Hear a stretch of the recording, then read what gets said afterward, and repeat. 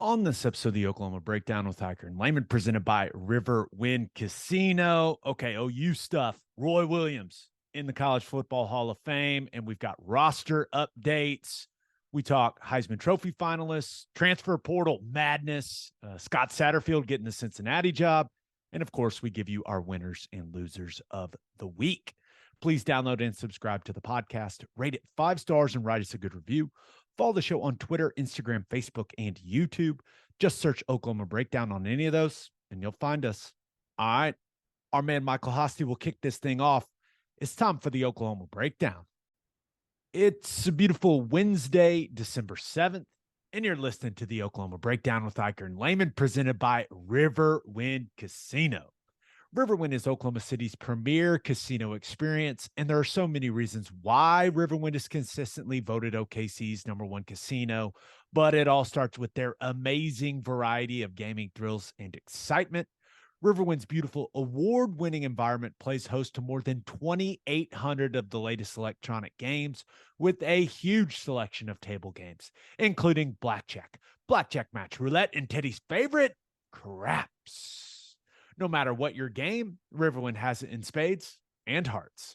And to learn more about Riverwind's gaming, promotions, and entertainment options in the month of December, all you got to do is visit riverwind.com. Riverwind Casino, simply the best.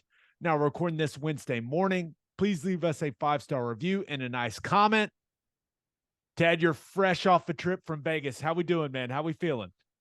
Well, I wouldn't say I'm fresh, but I am off of a trip to Vegas. Yes. I'm great. Event was awesome there for Roy Williams Hall of Fame induction. So it was really cool. A lot of former players, coaches, everyone was there. Awesome event. Awesome event. Had a lot of fun. Okay. We're gonna need a little more than that. Had a lot of fun. Like did you have to MC something? That's what Toby Rowland told me. Yeah. Did you have an MC role? I emceed the event. How about that? Huh? And is that the MC debut? Yes. Yeah, I think for something like that, absolutely. And my wife said I did good, right? That means something, huh? She would never lie to you. No, she'd never lie to me about that. No, I think it went well. We made it through. We navigated it. Um, it's it's kind of cool actually. It's fun. You just really just continue to hand it off and let people do their work. It was fun. Coach Mike Stoops spoke. Damian Mackey spoke. Got to hear from Roy's high school coach. That was a lot of fun. Then Roy himself got up there. It was cool. It was really well done. What was the highlight of the trip for you personally?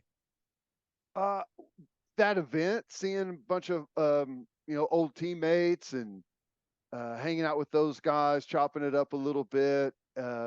Seeing Coach Venables was there, Coach Stoops, Coach Mike Stoops, Coach Mangino was there, Coach Switzer, seeing all those guys. It was a lot of fun. I think a lot of people, including myself, were really happy to see Josh Heupel in some of those pictures. Yeah. I assume you got to catch up with Hype. Like, was it one of those things like, oh my gosh, you're here? Oh, Yes. let the healing begin. I was just kind of like walking around, making the rounds, talking to some people, and then just kind of like turned and like I was like, oh, okay. I didn't know you were coming.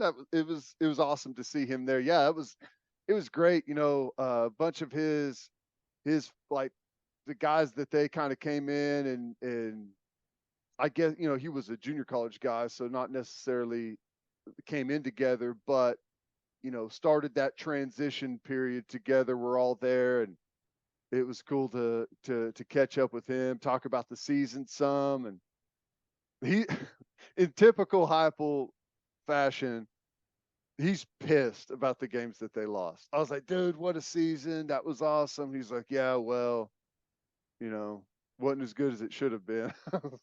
So, typical Hype. It was cool, man. It was a lot of fun. Anything else on the trip? I assume y'all gambled a little bit. I assume you dabbled. We donated to the cause out there in Vegas. Yeah, we stayed at the Bellagio, and it's interesting. I've stayed at the Bellagio a bunch, and it's changed over time. It has changed a lot. I don't know if it's like,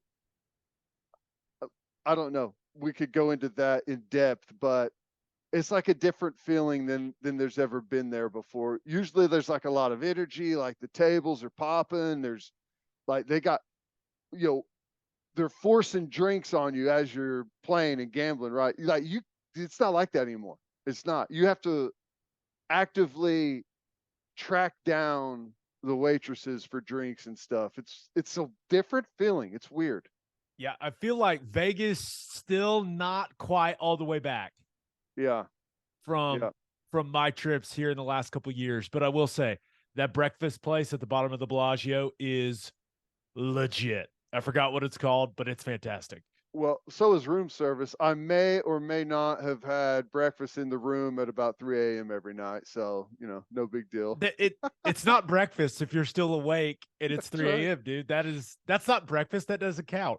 That's right. That's so funny. Like, it's just a quick, funny little story. My wife has this weird thing where if you're out late and it crosses midnight, she now refers like today is Wednesday. Once it crosses midnight, it's technically Thursday.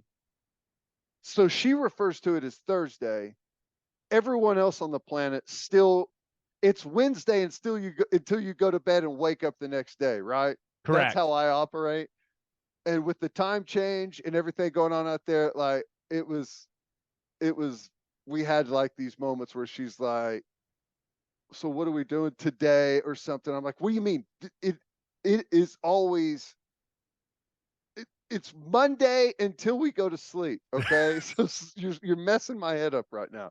It's funny. It's funny. Good stuff. Stop playing with my mind.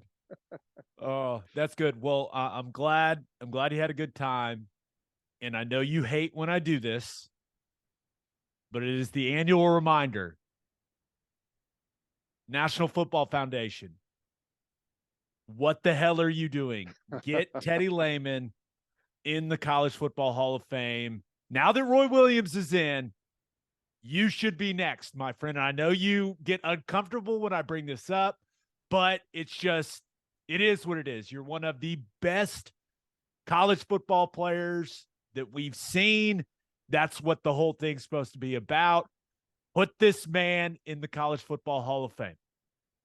Well, I appreciate that. It means a lot. It really does. Let me say this. We have now, Roy is the 23rd player that we have in the College Football Hall of Fame.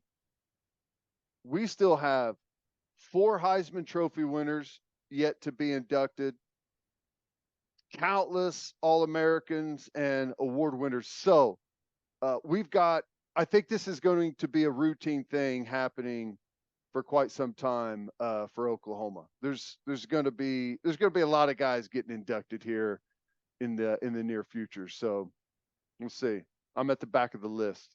I don't think you're in the back of the line, pal. I will say, sounds well, like Rocky you may have... Calmus was there, and he's going, and he'll go before me. So not even worth talking about me until Rocky's in. I disagree, respectfully disagree, but it does seem like you've got some emceeing gigs in your future, man. All right. Hey, if it gets me out to Vegas, once a year, once every other year to do something like that, I'm down. I will sign myself up for like a production role for the emceeing event. Like I don't Just have to show up. Just show up. There was all kinds of OU players were out there. It was cool. Pat Fields was out there. There was, Joe Washington was there. Coach Switzer. There's guys from all eras. It was cool. That's awesome. All right, let's get to the latest OU news, and let's start with the little information that is, I think, very very significant when it comes to the Cheez-It Bowl. We've talked a little bit about how talented of a football team Florida State has, and Jordan Travis, their dual threat quarterback, who has been on an absolute heater in the back half of the season. He announced he's coming back to Florida State for the 2023 season. So that creates even more excitement within that program with that announcement. And I know some people that are pretty well connected when it comes to Florida State. And from what I've been told, it sounds like every single one of their difference makers is planning on playing in this bowl game. And the Jordan Travis news has united that locker room even more. So, once again, not scared, excited for the challenge. We'll break it down more here in the coming weeks as we take a deeper dive into the Seminoles. But yeah, just a little more excitement and energy for Florida State football as the Cheez-It Bowl nears. Yay. Awesome. Jordan Travis is coming back. Well, here's the thing, and I guess winning the bowl game is the most important thing, but for me, and like when we're talking about this years from now, we're not going to talk about who was on the roster for Oklahoma, win or lose, and we're not going to talk about, and I shouldn't say on the roster, who opted in, who opted out, win or lose for us, and it's going to be the same thing for Florida State, win or lose. So as a competitor, if I'm going to play someone, I want them at their best, right? I don't want to hear excuses about who played and who didn't play. I want somebody at their best.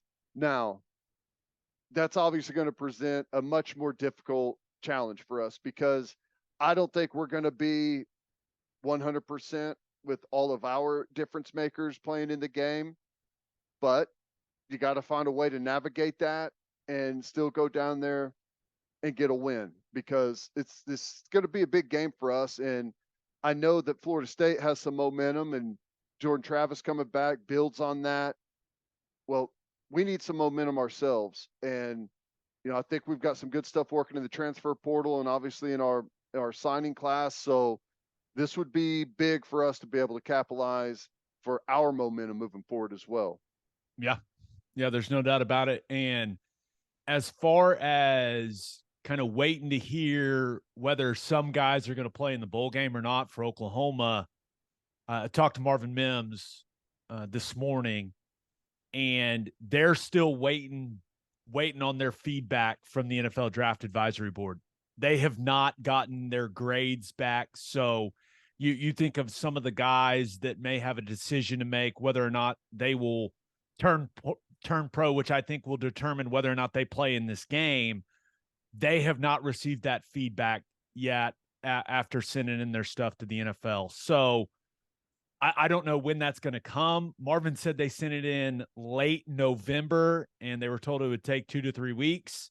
So it should be here in the next week or so. I would think would be we should know a little more. So I know there are a lot of fans out there wondering, hey, is a guy like Marvin Mims going to play in this game? I think that feedback, once they get it, is going to determine whether or not a couple of these guys play.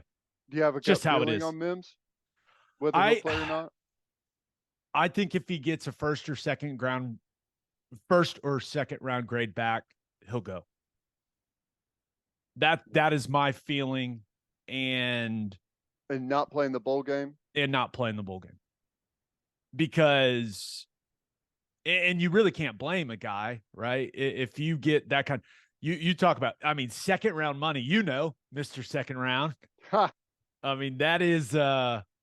That's some significant money, and you want to be as healthy as you can be for the combine and for the workouts and all those things. And really, how much more do you have to prove? But now I hope he plays, but I do think that that feedback will play a big role in his decision. Yeah. No, well, yeah, it has to. I personally, I think, and I don't, obviously, if he gets a first round grade or maybe even a high second, that he would go to the NFL. But I honestly, I don't know that he's going to get graded out that high. I agree. If I had to say right now, I would say I think Mims will be back, and I think he'll be playing in the bowl game. That's just a hunch for me right now. We'll see what happens over the next coming days. Hopefully we get some, I don't know. I guess it's not necessarily, I can't call it good news. If he gets a first round grade and he's going to the NFL draft, that's good news as well. Selfishly, I'd like to see him play in the bowl game and cap off this year, and even more so see him come back and have a year that I think he is. I don't think he hit his capabilities this year. We saw moments of it, but it wasn't consistent enough. Now, some of that I think was on him, some of that not on him, but I think he's got the potential to be a first or second round guy. So I'd like to see him come back and put that type of year together. I agree. I mean, he had 1,000-yard season, right? And it feels like it wasn't left on the bone. Yeah. I mean, some of the drops, and remember, DG being out for essentially two games. Yeah. He had 1,000 yards, and you can see next year where he easily has 1,400, 1,500 yards receiving. Yeah. Which, I think that's a possibility. So and we'll see. I think he can be a double-digit touchdown guy too. What do you end up with, like 6? I know Willis was the most with 7. So I think he was at that 5 or 6 number for touchdowns. I don't think there's any reason for Marvin Mims not to be a double-digit touchdown guy at Oklahoma. I'm with you. All right, let's talk a little bit more about some of the roster updates, some more portal entries for Oklahoma. Bray Walker, who we were all hoping it would come together eventually for him. 5-star guy. You know me, always rooting for the Oklahoma guys, but just never came together for Bray. He has entered the transfer portal. Brian Darby, a wide receiver, really didn't see him at all this season on the field. He has entered the portal. And then Clayton Smith, a guy that, another very highly recruited 5-star type of guy, 2 different defensive staffs, and really never became even a rotational player for Oklahoma's defense. So those guys, there's been a couple other guys, but those 3 in particular are kind of some that a lot of discussion about, Ted. Yeah, I like Darby. I think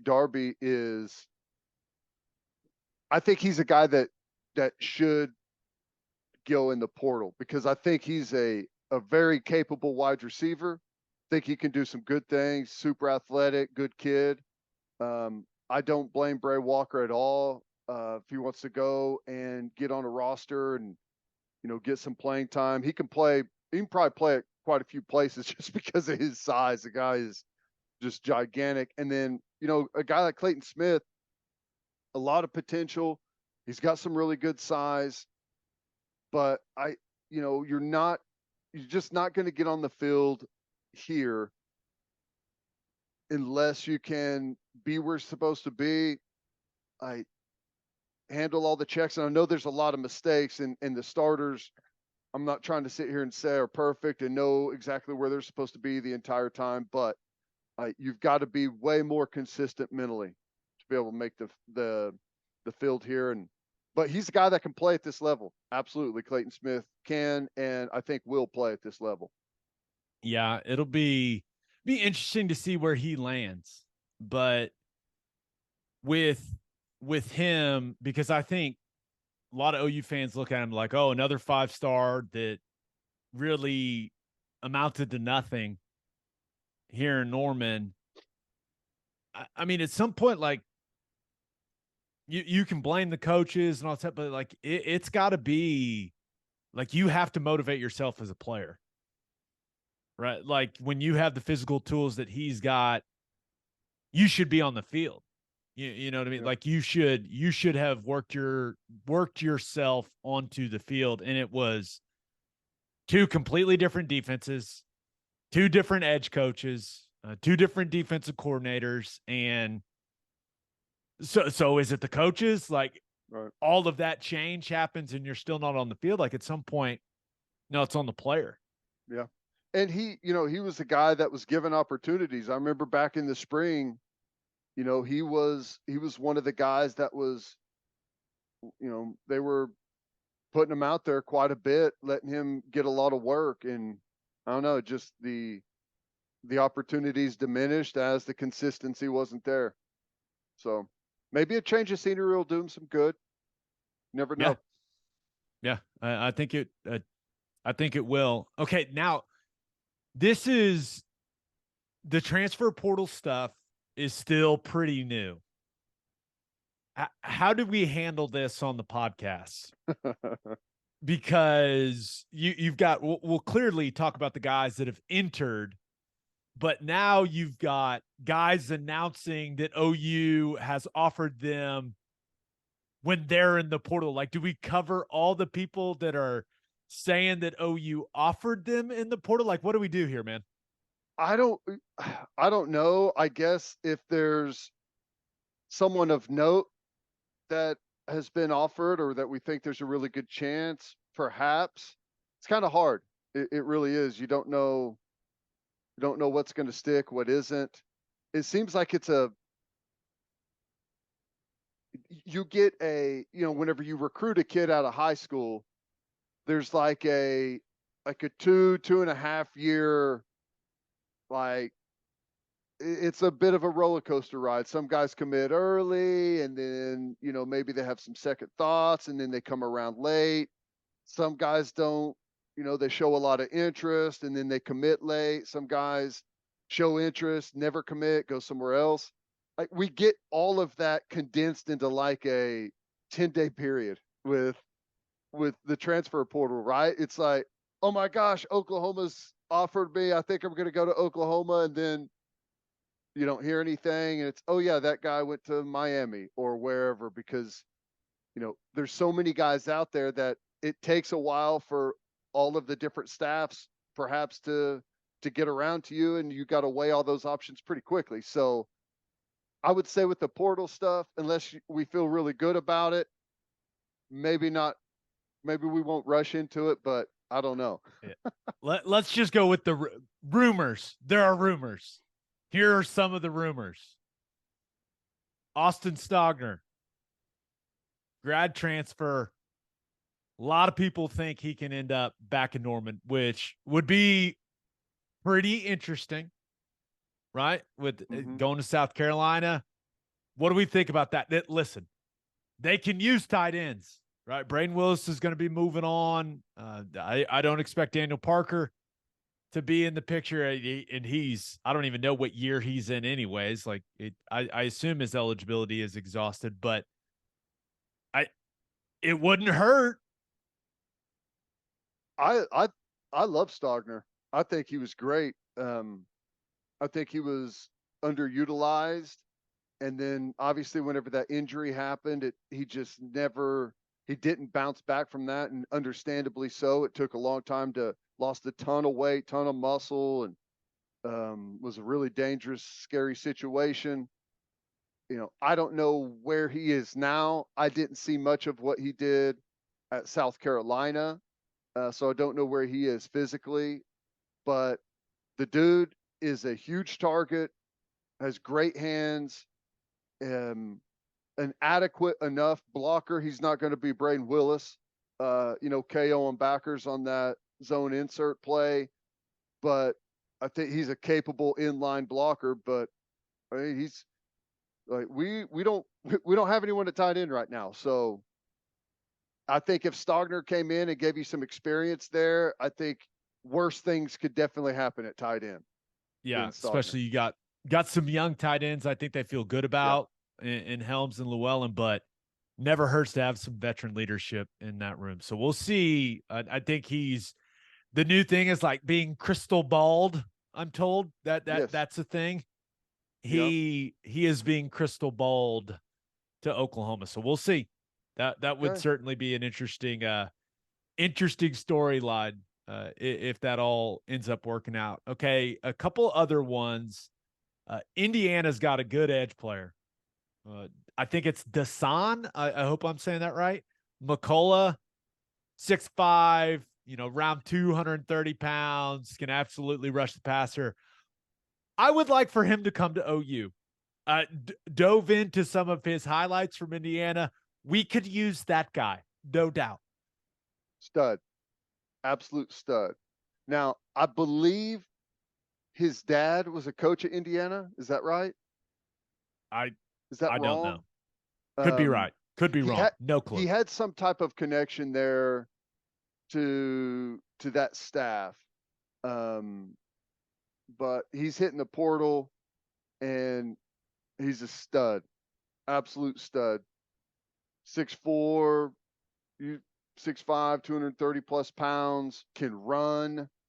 Um, I've I've heard someone who knows this player and was very familiar with Isaiah Simmons at Clemson compare the two players to some degree. Now, not as fast as Isaiah Simmons. He's not a 4.3 guy, but he's a 4.5 guy, can run and has a lot of the same athletic capabilities. So yeah, we want this kid for sure. And I believe he's got a brother that is a very highly ranked defensive back recruit. So we could be looking at a brothers package deal of sorts, which I fully support. Me too. Me too. If the more better players you get, I'm down for it. Yeah, and if you can get a big, strong, long, fast edge guy that's also got a brother that's a stud defensive back, the more the merrier. Let's go. Yeah, sounds like something you'd want to do. Sounds Yep. like something you'd want to do. So we'll see how that develops. A couple other ones.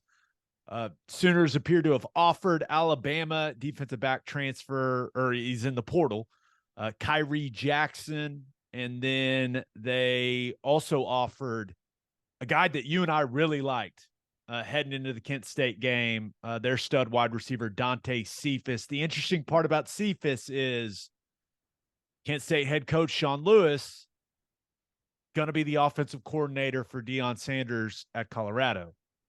So maybe he just ends up at Colorado, but would be awfully nice to add him to the wide receiver room because this is a guy that's going to play on Sundays. And I think he's just looking to make the jump to the Power Five, play a higher level of competition. And I would be awfully happy if he would like to do that at Oklahoma. Yeah. No, he's a really good player. Got some good size to him. He has the way he moves and like the size. He looks and plays like an NFL wide receiver, like guys play on Sunday. So yeah, we need some of those guys for sure. That would be a really nice pickup. All right. Let's get the color shot. And we asked you guys the most important thing that happened this week for OU football. This first one comes from Option PB, who says, I think the turnover is what BV wanted to rebuild the team in his way. Our guys are still with the team, and they're actively recruiting others from the portal and the fresh recruits. It seems as if the culture that he's building is sticking and a majority are bought in. I'd agree with that. Yeah, I think so. I think so. A lot of times you just never know in the portal. It's not always because they're not happy with the current situation, right? A lot of times there's a conversation that takes place with the coach. Coach, do you think I'm going to get on the field here? If not, can you put in a word for me? Like, should I get in the portal? Those are real conversations. And I think we understand that you got 85 guys on roster, and all those guys are not going to be starters in a given year, and not all those guys are going to become starters. And at some point, guys have to make a decision. Am I okay being a backup, a rotational guy?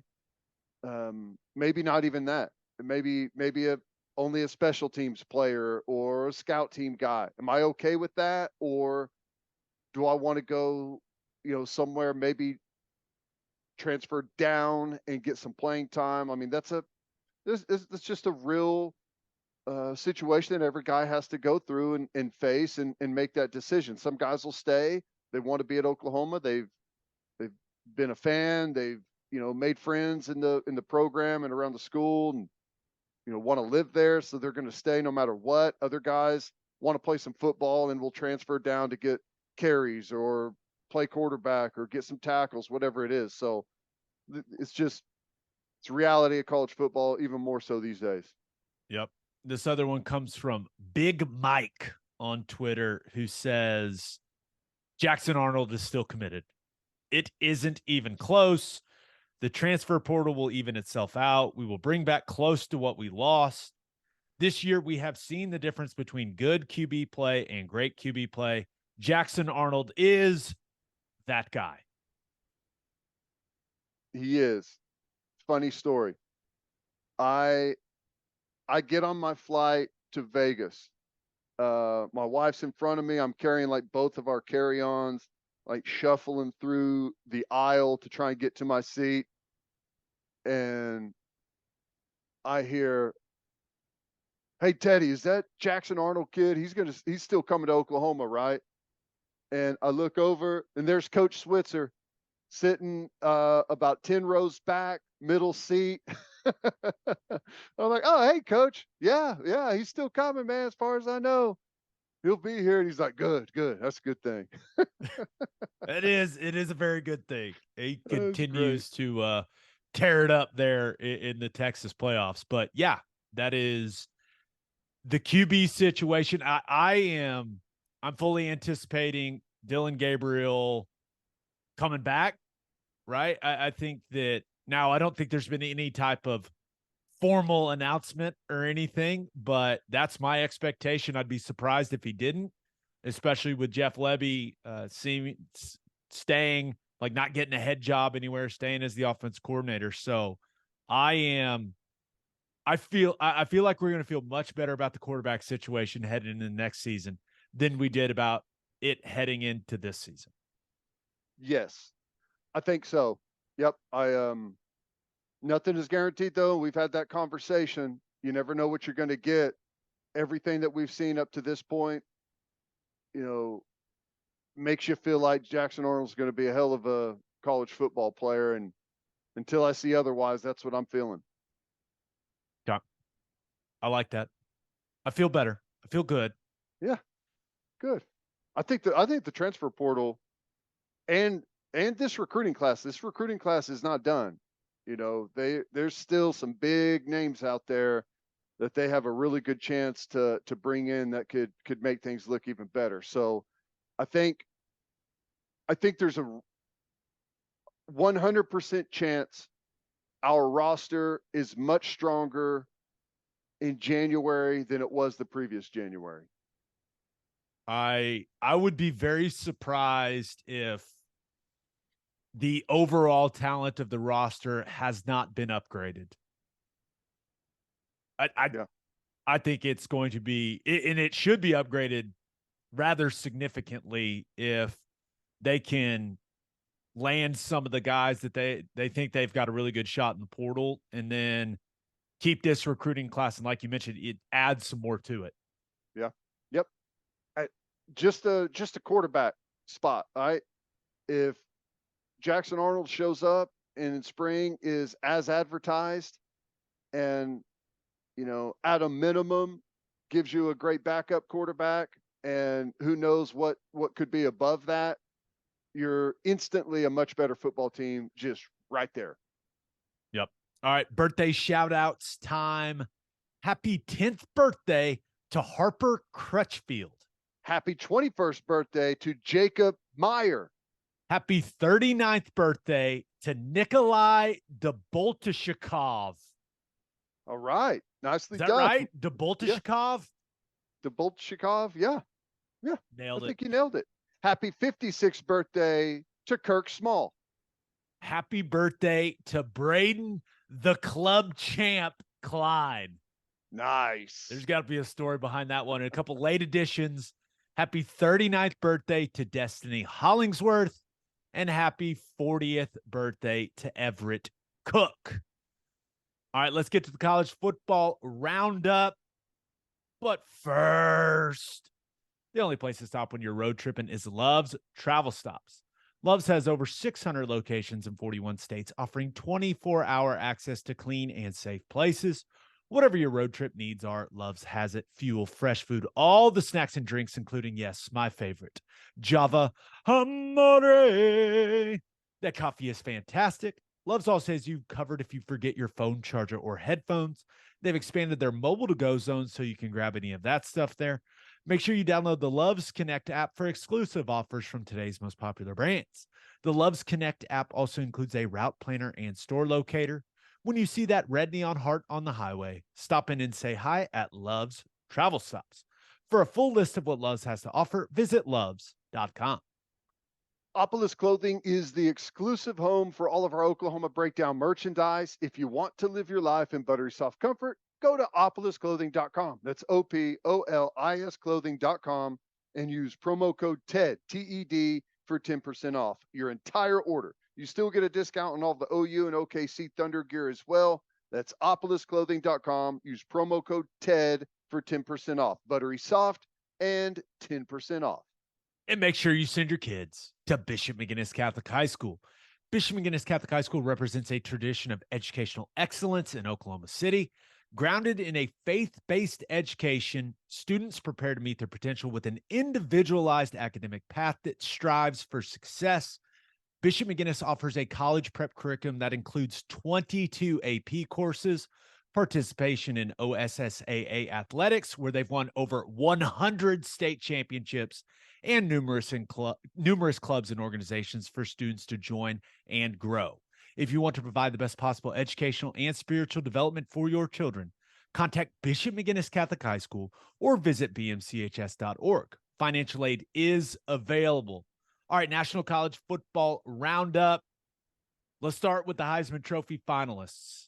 Heisman finalists announced. We got 4 guys. USC quarterback Caleb Williams, TCU quarterback Max Duggan, Ohio State quarterback CJ Stroud, and Georgia quarterback Stetson Bennett. What do you think, Ted? They get it right? Those are the right 4? Yeah, I think so. It's just funny that, is it the Heisman Trophy Award or the lost your conference championship game award with Caleb Williams, Max Duggan, and CJ Stroud? I know CJ Stroud didn't play in the conference championship, but that's kind of what that Ohio State Michigan game felt like. 3 of the 4 lost their last game. Kind of interesting, but no one else really sticks out. I mean, maybe Hendon Hooker, right? That's about the only other guy I can think of that should have been there. It's hard at running back. In order to be there, it's got to be like a record-breaking type of year, it feels like, at running back. So I don't have any problem with the list, I don't think. Yeah, I have a hard time believing many people think Stetson Bennett had a better season than Hendon Hooker. Right. And I know he blew his knee out, but he didn't die. Like, he's still there. He missed 1 game. He's still breathing. Like, that's where I do think that, and this goes back, like, why not just bring 5 guys? Yeah. Every year, it just bring 5 people. And I think if you brought a 5th person, it would be Hendon Hooker. And I know that it ended up being, in a weird way, like an incredible season for them, but also disappointing. And I understand that. But he was fantastic. He deserves to be there. I mean, he does. So that was a little disappointing for me. That guy had a phenomenal season. And also, the dude just blew his knee out. Can you throw him a bone? Man, can you just invite I him, know. and let him have that experience? Yeah, and I know it's not a like a lifetime achievement award, but Hendon Hooker has done some really good things as a player, and the last 2 years he's had at Tennessee are just incredible statistically. So, yeah, it would have been nice to see him there. You know, he's not going to win the thing, but just kind of a payoff to a job well done for the season, a big season, maybe, maybe the most important season for all of these guys there in what he did at Tennessee. And it feels like the momentum is going there like really nowhere else in the country. So yeah, I agree. And then I saw a lot of Michigan fans pretty upset that Blake Corum didn't get the invite, and he had a spectacular season. But I think there's one main reason that I think, or two main reasons. He plays running back is the number one reason, and not quarterback, that he didn't get invited. But I think the games that Donovan Edwards ended up having when Corum was out, like what they did without him against Ohio State, and then what they were able to do in the Big Ten championship game, rushing the football, I think it had some people going, was it like Corum or was it that offensive line? And that's not fair because Corum had a hell of a season, but I don't think, in a weird way, like the success his team and that running game had without him, I don't think that helped his case. Like, I don't Yeah. think that helped the cause of him getting invited. No, I agree. It's tough, running back, you've got to be it's so hard at that position. You've just statistically you have to be unbelievable, and it's almost like there has to be a consensus across the board that, oh my God, this guy's the best player in college football, right? For a running back, not only to win it, but these days to even get the invite. Yeah, and I think that's why, that's why you're seeing a lot of Texas fans upset that Jon Robinson didn't get invited. But there's a team success aspect to this award. Mm-hmm. And now I'll say this. That's why I think it's funny that all of those players lost their final game. I mean, it's unique, like Max Duggan was really close to having what would have felt like a Heisman moment, right? But he lost that game. Caleb Williams had his opportunity for USC to be back and win the Pac-12, and I know he was banged up and hobbled, but couldn't get it done. What's Caleb Williams' Heisman moment? CJ Stroud right there at home, Michigan. Here's your opportunity to avenge last year. Get housed. It's kind of the way it unfolded. It's kind of a weird list. It definitely is. But yeah, I think as far as the Bijan piece of things, Texas, it's a failure that he was never a Heisman Trophy finalist with how good that guy is. He's incredible. He is a spectacular player. And I think that's why you heard Sarkisian say, well, if we were 10-2, he'd be there. He would. But Texas, they were never able, with him on the roster, and as great as he was, like they were never able to put together the type of season where he would get the invite. And it's crazy with just how incredibly talented he is. Did Texas end up 8-4? Yeah. Yeah. They wouldn't have been 10-2, but they would have been 9-3 if they would have just kept handing him the ball against Oklahoma State, so Sark can take that one on himself. Yeah. A lot of angry Texas fans, but it's like, hey, you went 8-4. Yeah, the guy he's probably the best running back in college football. He's spectacular, but sorry, Is what it is. I would assume Caleb Williams is going to win, but I do think, the nails and like all that stuff, I think that'll end up rubbing some voters the wrong way. And I think Duggan's got a chance to finish second. I really do. Well, I know there's not a lot of people that TCU was, like, for us, fun to watch this year, but it wasn't necessarily appointment football for everyone in the country, right? Like an Ohio State is, or like a USC or a Georgia.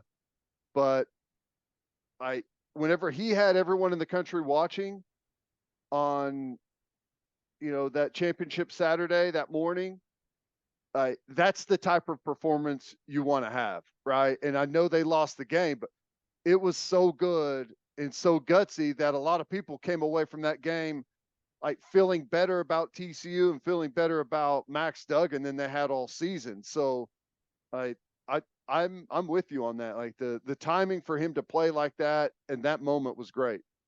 Yeah, and I'm not sure how many Heisman Trophy voters would admit it, but I think a lot of them watched Max Duggan play a game for the first time last Saturday.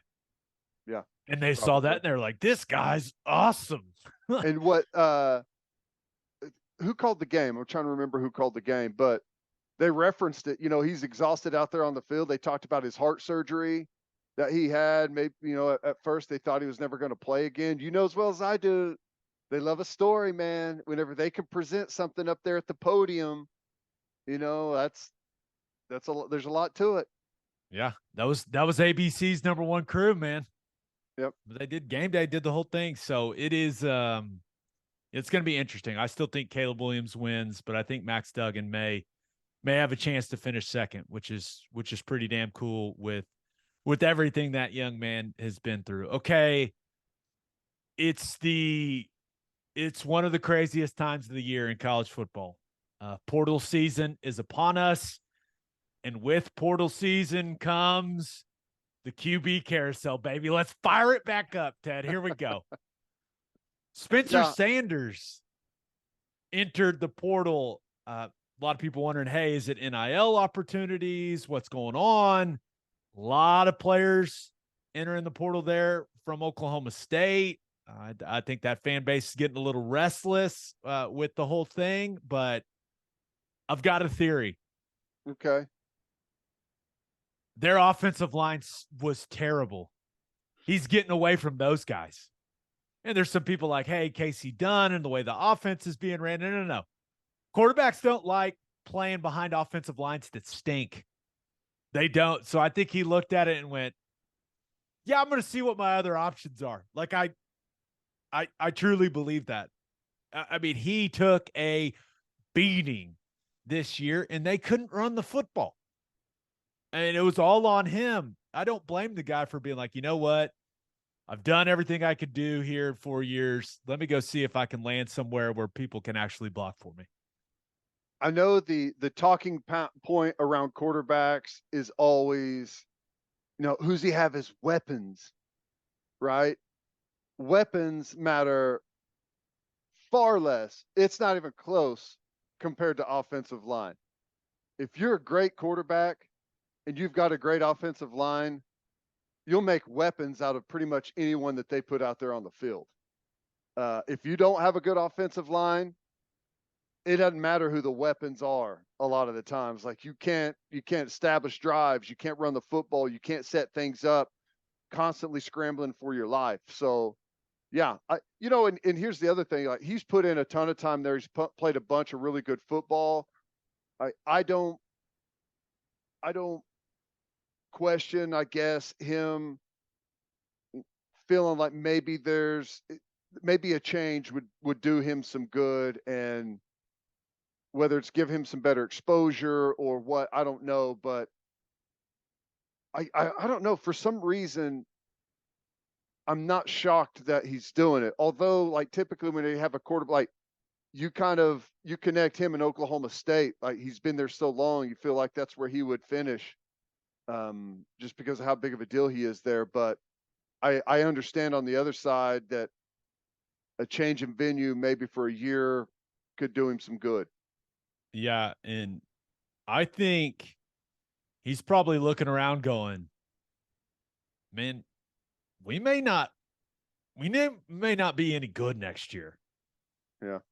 And he's looking at going, okay, let's, I got to be a little selfish here and go find myself a better situation, because you look at everything they're losing, like the good players they're losing, whether it's transfer portal or graduation off this year's team, and some of the spots that they really struggled. I don't know, man. It's not looking great right now in Stillwater. You look at their recruiting class, very few, a small number of commitments. Gundy's talked about, not loving recruiting through the portal and all that stuff. I don't know. Yeah. It's interesting. Mason Cobb in the portal, Trace Ford, and I know he's been banged up, but there's all kinds of guys that are getting out of there. It's I don't Braylon know. It feels Presley, like kind of a crossroads for Oklahoma State football to me. Yeah, it does. It does. Yeah, but with Spencer, I guess I understand it. Now, I'm curious as to see like what opportunities he's going to get. He's a good enough quarterback where, his skill set. There's got to be a lot of programs out there, maybe that have a young guy or something coming in that's like, hey, here's a vet guy, played a ton of football, dual threat guy. He can make an average football team pretty good pretty quickly. Yeah. Other QBs, DJ Uiagalelei has entered the transfer portal, just never came together for him there at Clemson. We'll always have that game against Notre Dame. Man, I know. It's crazy. He came in as a backup and looked like he was going to be the next thing. He looked fantastic. Now, I think we'll see where he ends up. A lot of people think he's going to go back somewhere there on the West Coast, right? He's a California guy, but he needs to find someone that can build his confidence back up, because I think it's gone. So we'll see where he ends up. And a lot of people are saying like, well, with the way he's played, who would really want him? Listen, the guy has physical traits and the tools. There would be a lot of programs out there that said, hey, we can fix him. We can fix him. So I think he's gonna. I'd take him at Oklahoma. Hell yeah. I know that. I like Dylan Gabriel as the starter, right? And I think that he's going to be the starter next year. But like I said, the backup quarterback situation, like you don't want to be in a spot where you just absolutely can't do anything. And I think he'll be a starter wherever he goes. But I'm just saying, like, if you had an opportunity to get him to come in and push, and just add some depth to that room, you'd take it. Absolutely. Okay, another big name QB in the portal, Devin Leary, had a great season last year. Had high expectations. People were talking to him about being a first-round pick after this season, and just was pretty underwhelming there at NC State. And I know he dealt with some injury issues, but this is a guy that, a lot of people are going to be interested. Very talented player with a high ceiling. So that's a big one. I think there are going to be a lot of people after his services. Yeah, he'll be big out there. Another guy, played a ton of football, really talented, moves around well, better than you would expect. Yeah, he's a guy, like, I don't think he's going to put anyone over the top, but some of those places that have some, like he'd be like a good fit at like a place like an Iowa State, that's got a really good defense, has some really solid skill players, but has been inconsistent at quarterback. Like, he would be perfect for them. Yeah, we'll see where he ends up. A couple more. Cade McNamara, who started the season at Michigan, right? Now he got hurt, will be the starter at Iowa next year. He has entered the portal, but he's going to Iowa, right? He's already announced that, so that'll be interesting. Maybe he will actually be able to throw the ball. That would be a nice development there for that Iowa offense. And then another interesting name, Hudson Card, right? There's some rumors that He could land at Notre Dame with Drew Pine entering the transfer portal there for the Irish. And there are some people connecting some dots. I guess his high school offensive coordinator just took the offensive coordinator job at Oregon. So some people are thinking, well, maybe he could have a Bo Nix like type season, even though does Bo Nix have more eligibility? I've lost track of all of this. I don't know. Probably. It seems like Probably. everyone's got another year. When But in doubt, yes. yeah, there you go. When in doubt, yes. But that's an interesting name. And I think Hudson Card's he's a solid player. And I think that I still think Texas would have had a better record if they would have played him in a couple of those games that Quinn Ewers really struggled. But he's going to be a guy that, once again, a lot of schools are going to be after because he's a very capable player. Yep. I like Hudson Card a lot, actually. I think he's a really good player. Throws it well, really athletic, can run around, can make some plays. He's had some struggles. There's no doubt about that. But God, that game he played against West Virginia this year was excellent. And I'm with you. I thought they should have gone back to him several times and they didn't. But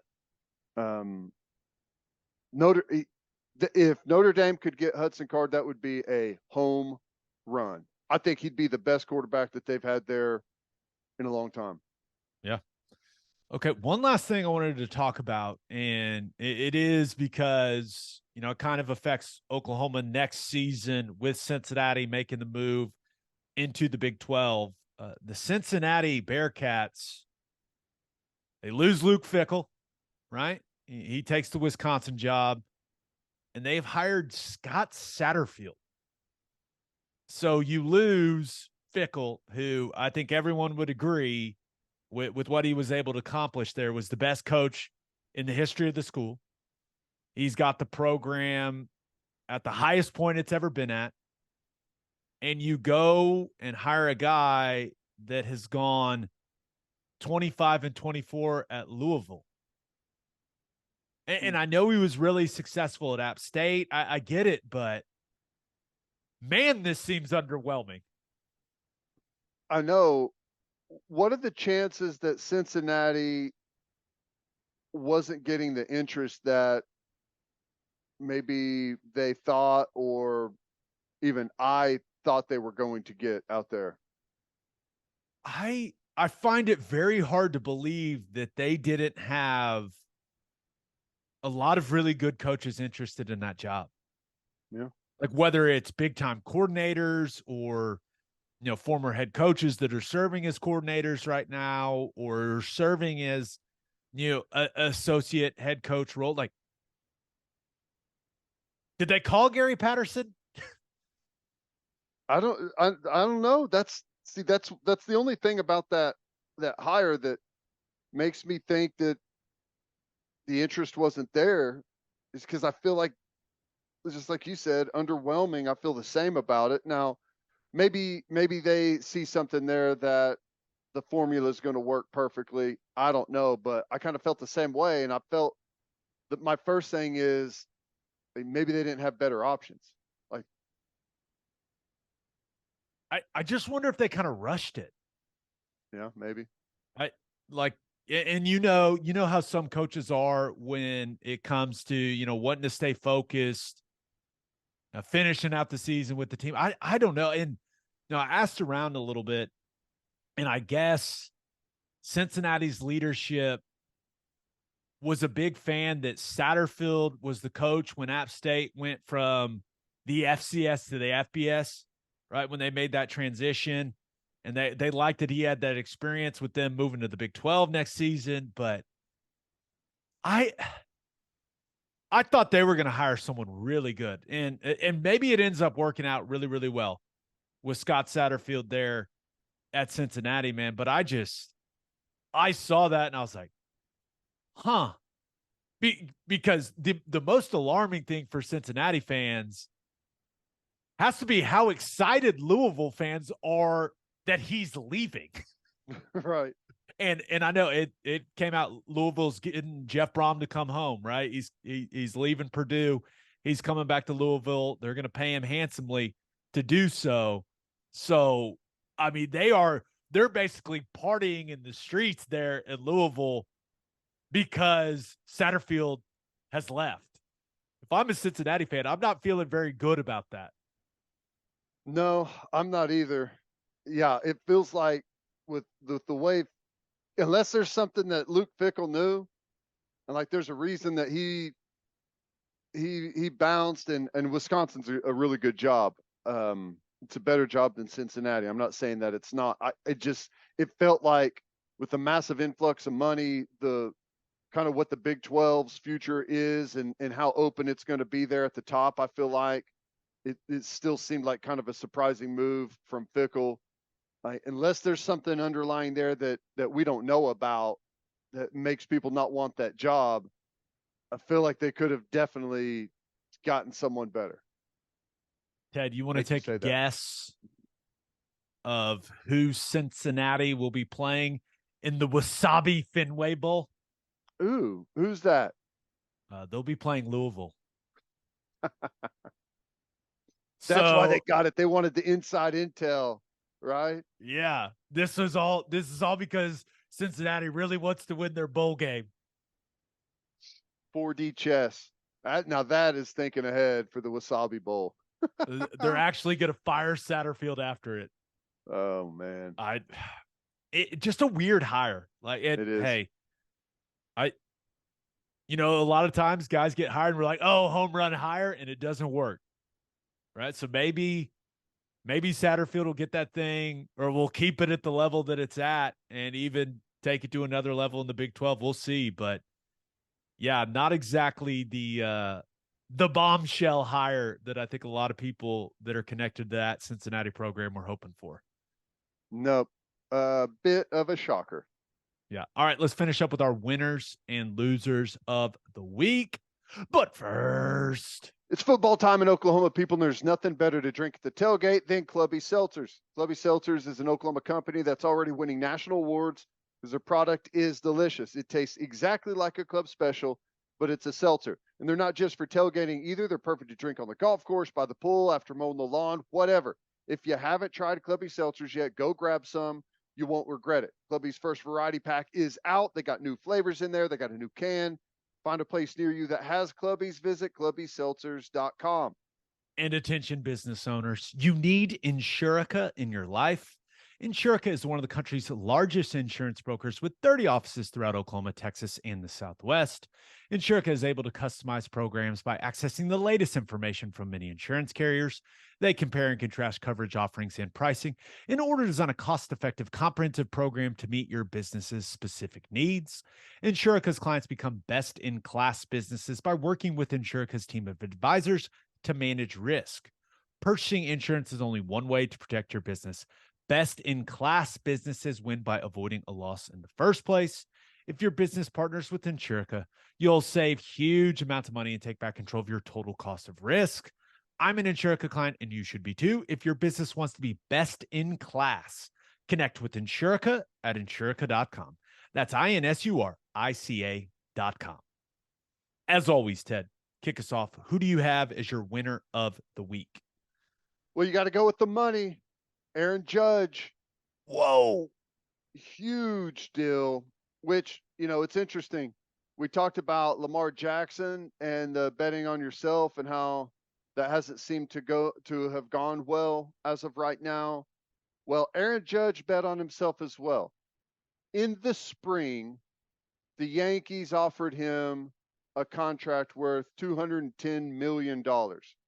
He decided, you know what? I'm going to wait and see where this thing goes. Had the historic season and now has signed a deal with the Yankees. 9 years, $360 million, $40 million a year, a difference of $150 million from the contract he was offered in the spring. I would say, Gabe, that bet turned out well for Aaron Judge. I would say so. I think it's safe to say he's rich. He is rich. I've got a question for you though. Yeah. Have you seen what there was a guy named Bradford William Davis who put out this thing about the baseballs. Did you see that? No. And I think it's real. I'm not entirely sure, but and if it's not, then I look like an idiot. Then hey, whatever.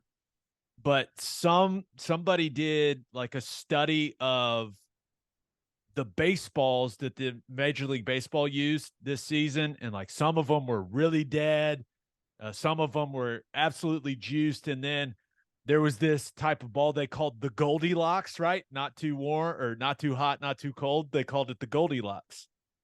You want to take a guess of where the majority of Goldilocks baseballs were used? New York. Playoff games and Yankees games, regular season games. Pretty interesting. Yeah, it is. There's a graph and everything, Ted, where they found the Goldilocks balls. Well, I like that. Now, the source is Dr. Meredith Wills. Now, Aaron I don't Judge know and who the that Yankees is. couldn't hit anything in the playoffs, so the balls didn't help them in the playoffs. They were atrocious. But here's the thing. I don't know about that. Did he benefit off of some good baseballs? Perhaps, and maybe to the tune of $150 million. And that just underlines one of my most frustrating, the fact that Major League Baseball, you can do all kinds of things that I don't care about. The pitch clock, making second base bigger, making the shift illegal, like whatever these rules are, don't really care. But the first thing that they need to do is agree on a universal baseball that they're going to use in preseason, in regular season, in postseason, this year, and for the rest of history. You cannot, it really sucks the credibility out of your sport that you can manipulate the game however you see fit by adjusting the ball. I think that is total shit for a sport. Could you imagine if they did that with the NFL football, like they were using different balls throughout the season? Tom Brady allegedly changed the air pressure in a football, and it was like the biggest story ever, right? And Major League Baseball does it all the time, whenever they want, when they need more runs, when they need less runs, whenever they want to help a team out, whenever they don't want to help a team out. I mean, you can look at that thing and get as conspiracy theory as you want. Like that, it's bullshit. There's no other way to say it. It needs to be the same exact baseball for the pitchers, for the hitters, for everyone, 100% of the time. I agree with that. And I can't imagine that anyone disagrees with that. And if you want to say, oh, well, the weather this time, just use the same damn ball. Same ball. And let everyone adjust to it accordingly. Could you imagine the NBA? Like there's games tonight, there's teams played with a different, like a ball that weighs more or less, or that like flies in the air differently. I mean, it would be insanity. The 3-point percentage is down this year. So in response, the NBA is widening the rim just for the playoffs, right? Use a different rim for the playoffs than they did the rest of the year, something like that, to affect the scoring. It's stupid. It's preposterous. And like I said, it sucks the credibility away from the sport. Yeah, no, I'm with you. All right. Who do you have as your loser of the week? I had to go with the Denver Broncos. So there's some new projected NFL draft orders that have come out.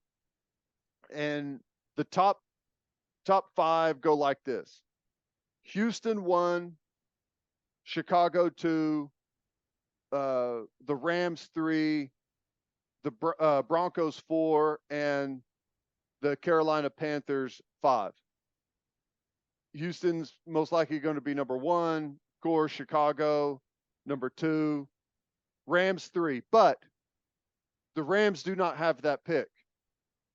That pick goes to the Detroit Lions from the Stafford Goff trade. And you can look at that and say, okay, the Rams, they could really use that pick right now, not having a good year, but you got a Super Bowl ring out of the trade, right? The Denver Broncos at 4. That trade is going to the Seattle Seahawks. So not only did you trade away what is now a top 5 pick, pay a ton of money for a quarterback, but now your record has got you out of exactly how you need to build your franchise moving forward. Not looking good for the Denver Broncos. The Broncos offense is awful. I saw this on Twitter. If they would just score, and they are like, in the last 20 years in the NFL, they're one of the worst offenses we've seen. Aren't there players that have produced close to as many points as them? Oh, I'm sure. In the season? Oh, I'm sure. Just individual players. I saw this. They are, they're 3-9 right now. If they just would have scored 18 points in regulation offensively, which is not a lot, 18 points, they'd be 10-2. Their defense has been awesome. I mean, it's been one of the best in the NFL. Their offense is terrible. Terrible by like every metric. Like, it's terrible to watch, but also if you look at like all the nerd stats, it's awful, dude. I mean, Denver is not a fun place to play football right now. I can only imagine what that locker room is like on a daily basis between the defensive guys and offensive guys. Oh, brutal. My God. Well, I can't remember if we talked about it on here or if it was on radio, but that report that came out that Russell Wilson was calling plays at the line of scrimmage that were like not using different code words from that like no one code knew, words from Seattle, like old stuff from Seattle at the line of scrimmage. And everyone's like, we don't know what is happening. He's not calling the right plays. Like, it makes sense. But I don't know. It's wild. They're in a bad spot there. Brutal. They're terrible. That's a bad offense. Good defense. Those defensive guys have every right to yell at Russell Wilson as much as they want. Getting paid that much money, dude. Figure it out. Do your job. Oh my gosh. He's already like an annoying guy, at least to me. I guess I don't know him, but what I see publicly leads me to the direction that I could not stand that guy in the locker room. But I just, when things are good, I can't imagine what it's like when things are bad. I can't imagine that Nathaniel Hackett survives the season. Yeah. Which, what are you going to do? I mean, I'm not saying that he's been perfect. I'm not even saying necessarily that he's been good. But whenever the front office hands you that situation and kneecaps your future, what are you going to do? I mean, I guess you could fire the head coach and bring someone else in. I mean, maybe that'll help. I don't know. Tough. Yeah. I don't know. We'll see. All right, let's get to my winner and loser. But first, First Fidelity Bank is a full-service financial institution based in Oklahoma with tailored solutions for all your personal and business needs, checking accounts, saving accounts, home loans, and much more. They do it all, whether it's online banking from your computer or mobile banking from your phone. Everything is stress-free with FFB. Making mobile deposits, paying bills online, and moving money to different accounts could not be easier. First Fidelity Bank provides free ATMs worldwide, making banking convenient wherever you are. They also give back to the community. FFB donates a total of more than $500,000 to local charities and educational foundations. Make your life easier and go bank with First Fidelity Bank. Visit ffb.com for more information. And if you're a whiskey or bourbon drinker, stop what you're doing, head to your favorite liquor store and buy some Balcones products. You got to grab some of Balcones Lineage single malt whiskey. It was voted one of the top 20 whiskeys in the world by Whiskey Advocate, and you'll be shocked by how affordable it is. Also, you got to snag some of Balcones Baby Blue Corn whiskey. It's made from blue corn. That's the fancy corn. And that is why it has won more than 25 awards. Last but certainly not least, you got to buy some of Balcones pot still bourbon. Its big flavors make it the perfect bourbon to drink year round. Remember in 2012, Balcones single malt won the best in glass competition, beating brands like Johnnie Walker and Macallan. This stuff is the real deal, people. If you love great whiskey and bourbon at a great price, then Balcones products are the only way to go. The whiskey may be made in Texas, but the owners are from Oklahoma. To find a liquor store that has it, visit balconesdistilling.com. All right, for my winner of the week, thought about going with Tulsa football. Hired Kevin Wilson to be their new head coach. Guy that recruited me to OU. I went to OU to play for him. He is as demanding as they come. But he is one hell of a football coach. I'm excited and scared for all the players there. It's going to be fun and it's going to be miserable, but I hope those guys are ready to work. I really hope they're ready to work, and I hope that it works for him at Tulsa. I really do. I think that he's a great offensive mind, and I've never been around a coach that, even though sometimes some of the methods are questionable, I've never been around a coach that gets more out of his players than he did. So I'm excited for Tulsa. It felt like a change needed to happen there, and they got a really damn good football coach to lead the program. So I'm hoping this will jumpstart things for the Golden Hurricane. Yeah, I think that's a big hire for them now. Obviously, he's been around some programs that have had a ton of success. Obviously, at Oklahoma, did some good things for a stretch there at Indiana, and then being offensive coordinator at Ohio State, he's seen some really good players come through there. He's had his imprint on some fantastic offenses. So that's about as much credibility as they could really ask for in a head coaching hire at Tulsa. I think that's a home run. I think he'll probably be able to put together a really good staff as well. Wouldn't shock me if they did some really nice things there. Yeah, I'm hoping they do. Be good for the state, be good for Tulsa. So we'll see. But the Kevin Wilson era has begun. Now, I also thought about going with Baker Mayfield, man.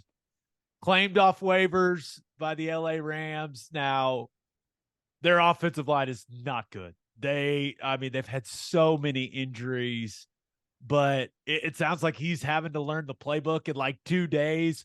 May have to start tomorrow night on Thursday Night Football, which is not ideal, but ultimately I'm glad he's getting a chance to play, right? He's getting a chance to play some games, to learn some more from Sean McVay, learn a new system, and he's about to hit free agency, man, so that's valuable. If he can show a little bit, this is a good opportunity. We've talked about him just needing an opportunity. Well, he's getting it with the 3-9 LA Rams, who have lost 6 straight.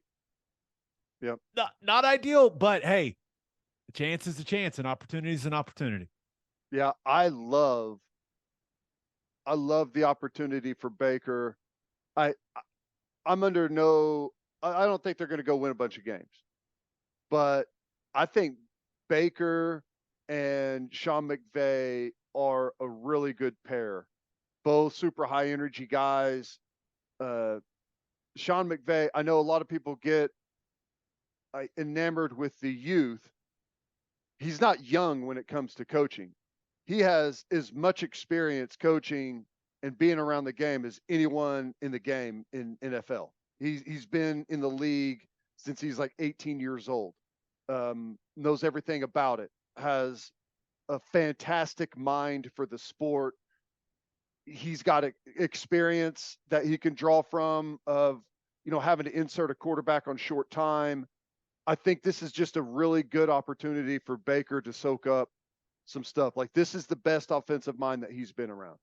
Yeah. And I think he can learn a lot. And if you think of a bunch of like because McVay's a West Coast offense guy, like you think about the West Coast offense players like Steve Young, Brett Favre, Baker kind of fits that role of what those guys do. They love to do boots, love to move the quarterback, a lot of short passes. I mean, he fits the West Coast system more than he fits anything else. And I think Sean McVay could probably do some good things with him if given the time. Like, I don't expect that right out of the gate, or maybe don't expect it ever, but I think it's a great learning opportunity for Baker. Yeah, and if he plays really well, maybe they sign him to, it's not going to be a big deal, but who knows how long Stafford's got left. Right. So, it could be that type of opportunity for him as well. But my winner of the week, Brock Purdy. Jimmy G goes down with the broken foot early in that Dolphins game. Purdy comes in, Mr. Irrelevant, steps in and handles things well. I thought he managed the game well, showed his mobility. They end up winning easily. But what an awesome situation for a rookie quarterback. Yeah, and Shanahan's one of the best offensive minds in the game. Yep. Right? So you got that guy managing you.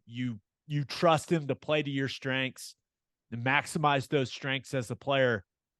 And all you got to do is get the ball to Deebo Samuel, get it to George Kittle, get it to Christian McCaffrey, and then lean on arguably the best defense in the league. Right? And I looked it up. San Francisco currently ranked second in DVOA. Only the Cowboys are better on defense.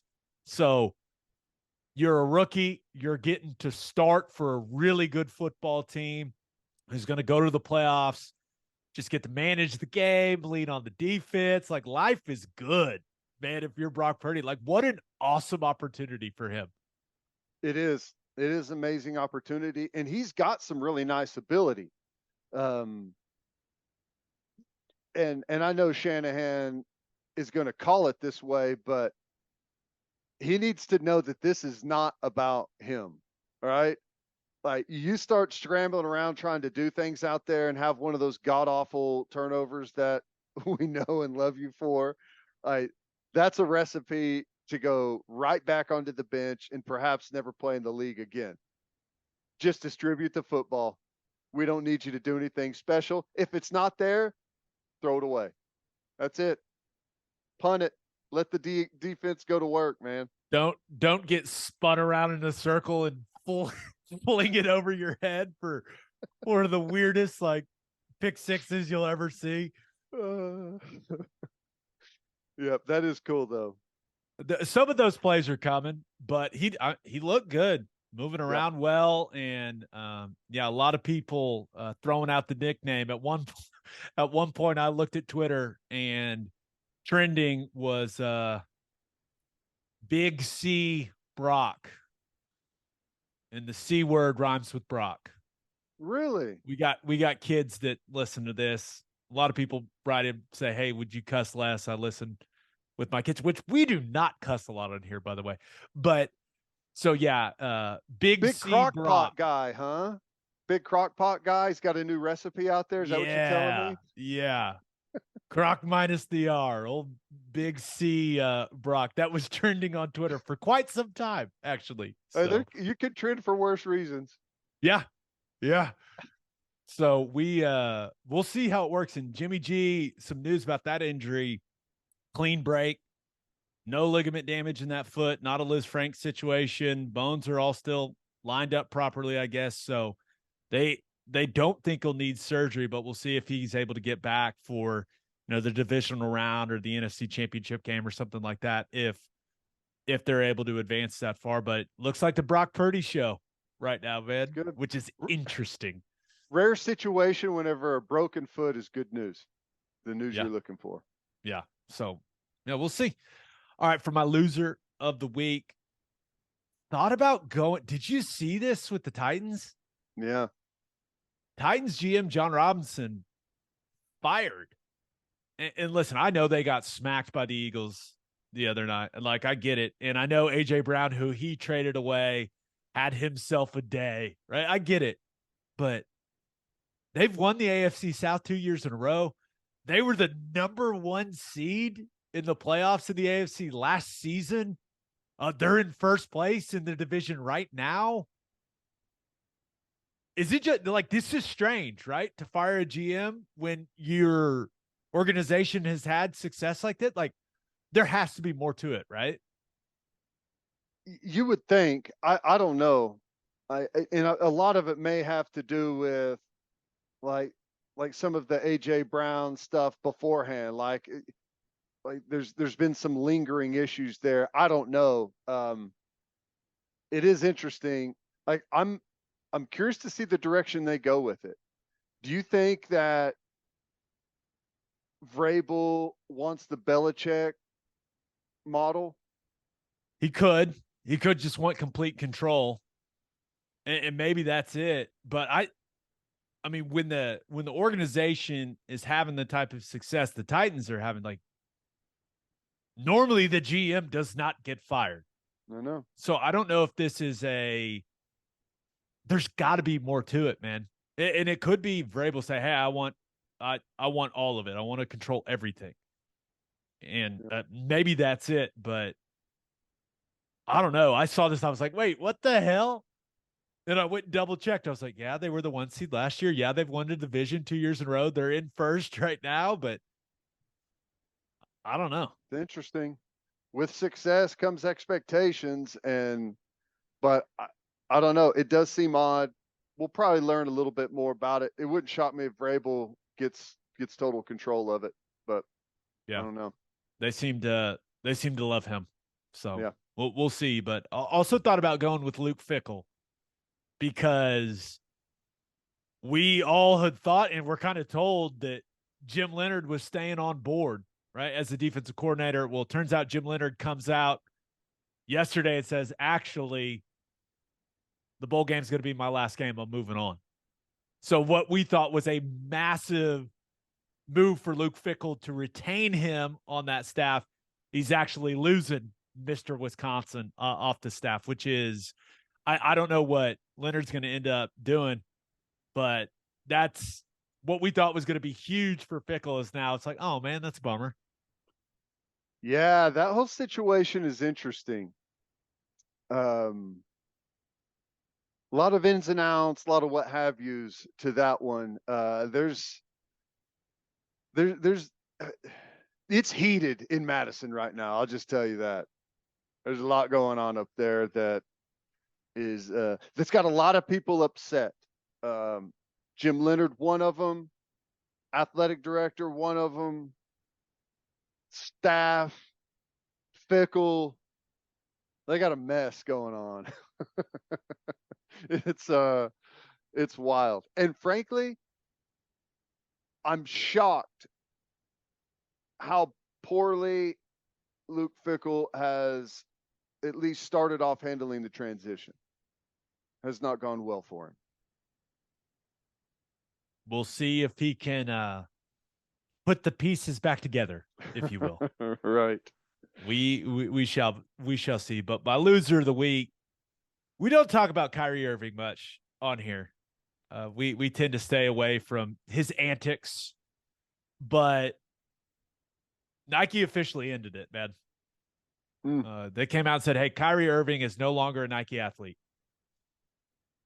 So this guy, with all the flat earth stuff and the anti-Semitic stuff, and like, he's now lost his signature shoe, which, by the way, is wildly popular in the National Basketball Association and wildly popular among kids.